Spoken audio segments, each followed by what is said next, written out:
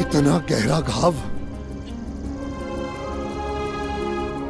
ऐसी कड़ी वेदना, फिर भी तुम हिले नहीं, तुम अडिग रहे। नहीं, कौन हो तुम? कौन हो तुम?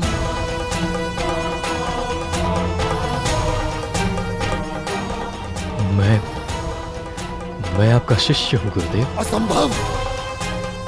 मेरा शिष्य एक ब्राह्मण ही बन सकता है, और तुम निसंदेह ब्राह्मण नहीं हो। यदि तुम ब्राह्मण होते तो तुम्हारे अंदर इतना धैर्य, इतनी सहन शक्ति कदापि नहीं होती।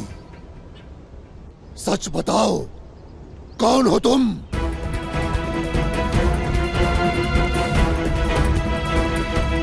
मैं ब्राह्मण नहीं हूं गुरुदेव।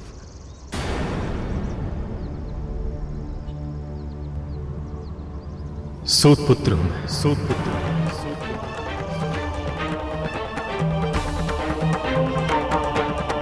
किंतु तुमने तो मुझसे कहा था कि तुम एक ब्राह्मण हो।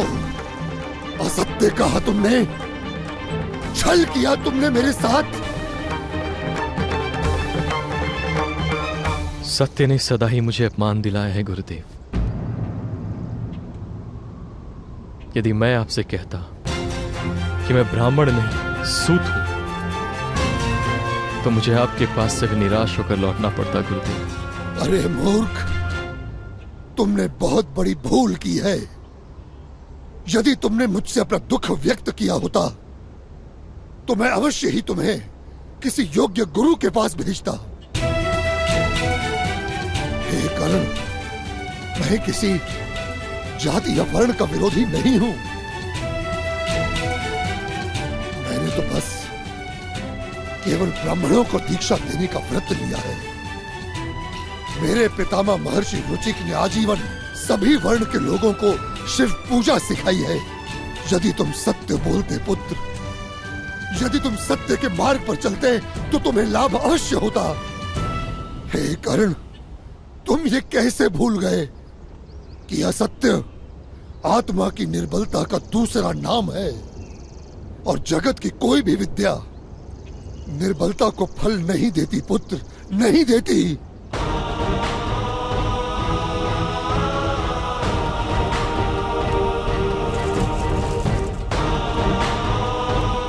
जिस तरह कुछ वृक्ष के पत्ते सूर्य के ताप में लहराते तो अवश्य हैं, परंतु जाड़े में जड़ जाते हैं। हे कर्ण, उसी तरह निर्बल मनुष्य की विद्या भी ठीक परीक्षा के समय नष्ट हो जाती है, उसके किसी काम नहीं आती। ये मेरा श्राप नहीं है पुत्र, वास्तविकता है, जीवन का सत्य है।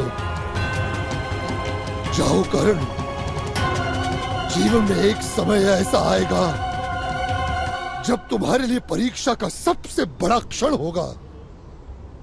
तो उसी क्षण तुम्हारी विद्या तुम्हारा साथ छोड़ देगी, लुप्त हो जाएगी, तुम्हारे किसी काम नहीं आएगी।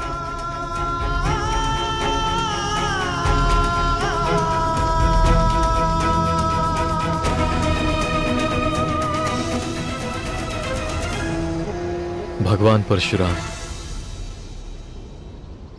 मुझे दुख है मैंने आपकी उदारता को नहीं जाना। सामान्य मनुष्य की भांति भगवान भेद नहीं करते, ये समझ नहीं पाया मैं। भगवान को भी सामान्य मनुष्य की तुला से तोला, ये मेरी भूल थी।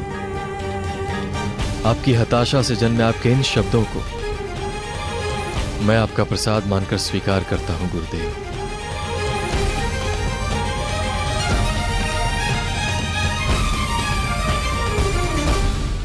अपने शिष्य को आशीर्वाद नहीं देंगे भगवान?